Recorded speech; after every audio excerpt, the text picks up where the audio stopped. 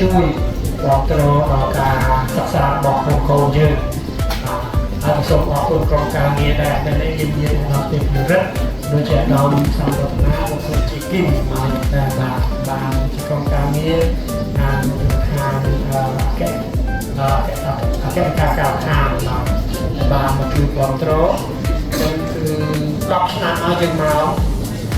មើលតួលេខឆ្នាំ2014កន្លងជាប់តែ23%ឯងបាទហើយ2015ឡើងដល់48%ហើយឆ្នាំដំបូងចំណែករងបានតែ23ឯងបាទជាប់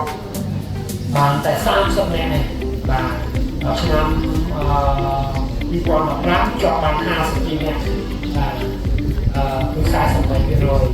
បន្តមកទៀតយើងក៏បានរៀបចំឲ្យគ្រូល្អមកជួយឡើងទៅដល់60%ជាសូមអរគុណដល់លោកសាស្ត្រាចារ្យនៅ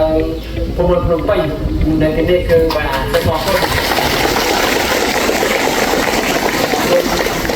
ដល់ជាជលីជាដល់6លោកជំហរបាទចូលរួមរៀងរាល់លើកឥឡូវនេះគឺឡើងដល់99%ពី2024ហើយ2028 98%គឺខ្ពស់ជាងគេមកកម្ពុជាបាទ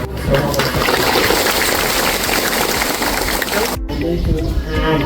បាទពីការស្រឡាញ់កូនហើយជាដាក់បាទគួរបារម្ភកូនហើយកូនភ័យអត់ហើយគេស្គាល់អត់អូគេស្គាល់ប្រហែលជាអត់ទៅបានរៀនទេអត់ភ័យអូន